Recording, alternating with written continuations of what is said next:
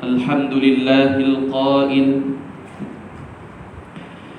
ولله على الناس حج البيت من استطاع إليه سبيلا ومن كفر فإن الله غني عن العالمين أشهد أن لا إله إلا الله وحده لا شريك له وأشهد أن محمدا عبده ورسوله اللهم صل وسلم على سيدنا محمد وعلى آله وصحبه أجمعين أما بعد فيا أيها المسلمون اتقوا الله أوصيكم وإياي بتقوى الله فقد فاز المتقون قال الله تعالى يا أيها الذين آمنوا اتقوا الله حق تقاته ولا تموتن إلا وأنتم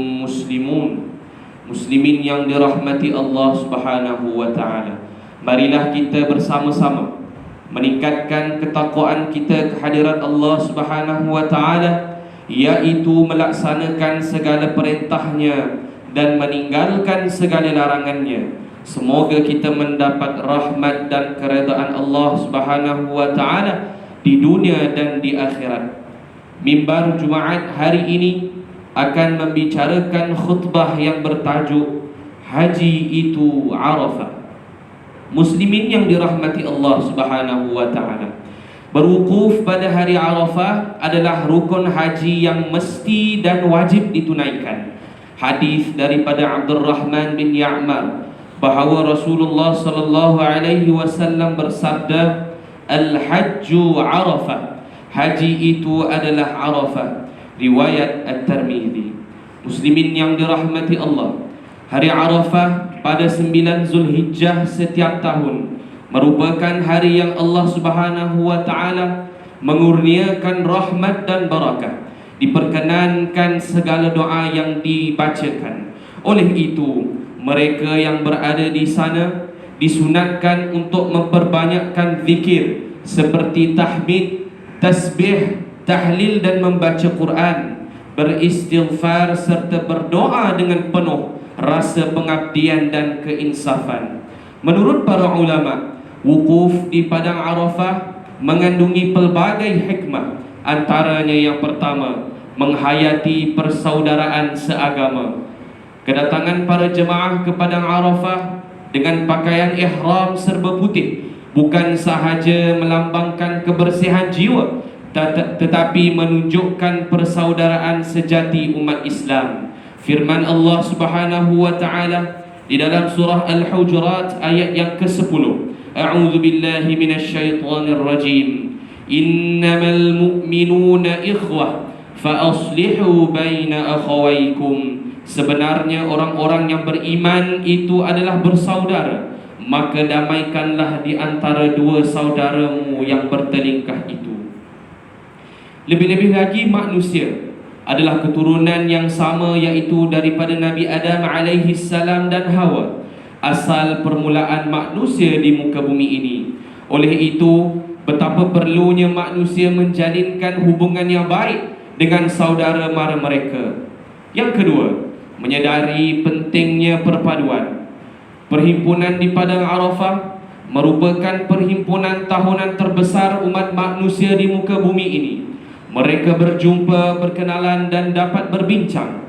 Mereka tambah meyakini betapa besarnya kekuasaan Allah Subhanahu wa taala menjadikan makhluk bernama manusia seluruh penjuru bumi yang berbeza warna kulit, budaya dan bahasa pertuturan.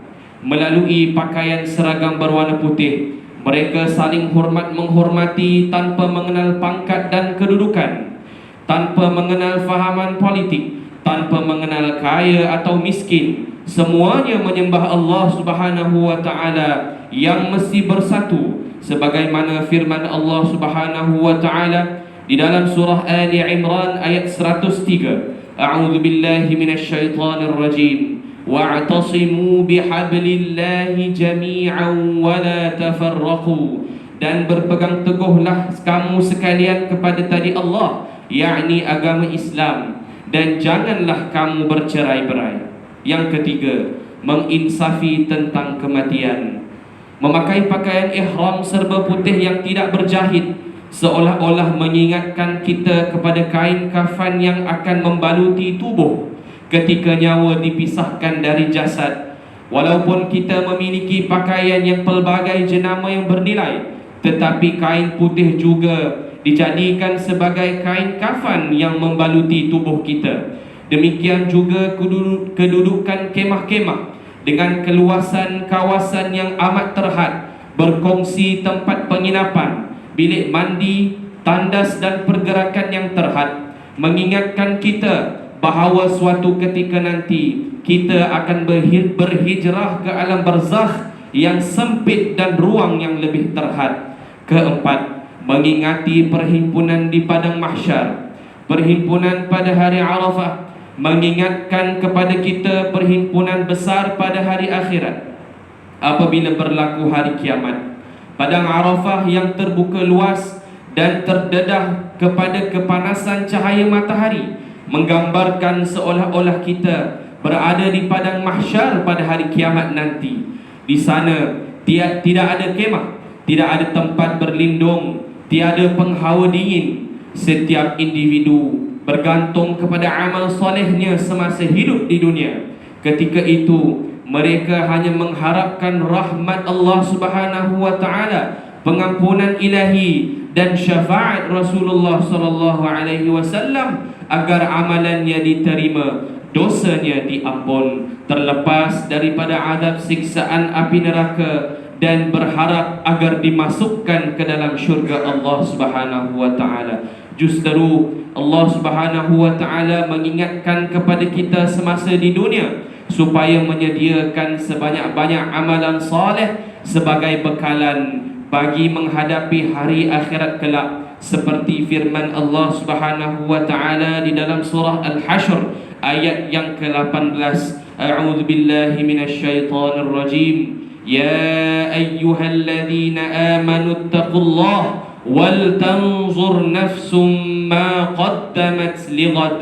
Wahai orang-orang yang beriman, bertakwalah kamu kepada Allah, yakni dengan mengerjakan segala suruhan dan meninggalkan segala larangannya, dan hendaklah tiap-tiap diri melihat dan memerhati apa yang dia telah sediakan, yakni dari amalan-amalan untuk hari esok, yakni hari akhirat. Muslimin yang dirahmati Allah, umat Islam yang tidak berada di padang Arafah disunatkan untuk berpuasa pada 9 Zulhijjah yang dikenali sebagai puasa sunat hari Arafah. Kelebihannya sangatlah besar, sebagaimana hadis daripada Abu Qatadah radhiyallahu anhu bahawa Rasulullah sallallahu alaihi wasallam bersabda, "Siyamu yaumi Arafah inni ahtasibu 'ala Allah an yukaffira as-sanata allati qablahu was-sanata allati ba'dahu." Berpuasa pada hari Arafah itu aku kirakan atas Allah bahawa mengkifaratkan, yakni menghapuskan akan dosa tahun yang lalu dan dosa tahun yang akan datang.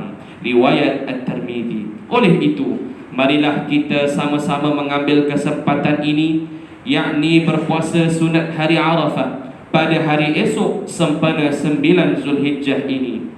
Hadirin yang dikasihi Allah sekalian, sukacita diingatkan kepada saudara-saudara sekalian, janganlah ada dalam kalangan kita yang ketinggalan mendaftarkan diri sebagai bakal haji pada masa akan datang, supaya kita mendapat giliran menunaikan fardu haji apabila sampai masanya. Hadis daripada Ibnu Abbas radhiyallahu anhuma bahawa Rasulullah sallallahu alaihi wasallam bersabda, "Ta'ajjalu ilal hajj, ya'ni al-fariidah, fa inna ahadakum la yadri ma ya'ridu lah." Bersegeralah kamu menunaikan fardu haji, kerana seseorang itu tidak tahu akan apa yang berlaku ke atasnya nanti, iaitu mati. Riwayat Ahmad.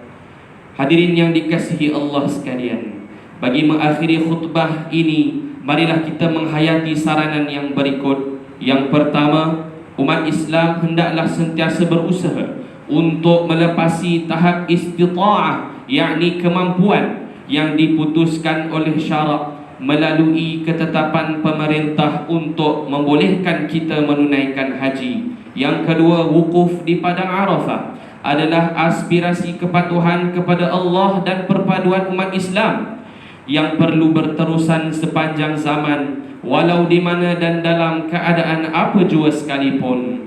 Yang ketiga, umat Islam yang tidak menunaikan haji hendaklah turut serta menghayati gerakan-gerakan ibadah yang dilakukan oleh bakal-bakal haji. A'udzu billahi minasyaitonir rajim. Laisa 'alaikum junahun an tabtaghu fadlan min rabbikum فإذا أفضتم من عرفات فاذكروا الله عند المشعر الحرام واذكروه كما هداكم وإن كنتم من قبله لمن الضالين. Tidak ada dosa bagimu untuk mencari kurnia, yakni rezeki hasil perniagaan dari Tuhanmu. Maka apabila kamu telah bertolak dari Arafah, berzikirlah kepada Allah di Masy'aril Haram dan berzikirlah dengan menyebut nama Allah sebagaimana yang ditunjukkannya kepadamu, dan sesungguhnya kamu sebelum itu benar-benar termasuk orang-orang yang sesat. Surah Al-Baqarah ayat 198. Barakallahu li wa lakum fil Qur'anil azim wa nafa'ani wa iyyakum bima fihi minal ayati wadh-dhikril hakim وتقبل مني ومنكم تلاوته إنه هو السميع العليم. أقول قولي هذا وأستغفر الله العظيم لي ولكم ولسائر المسلمين والمسلمات فاستغفروه إنه هو الغفور الرحيم.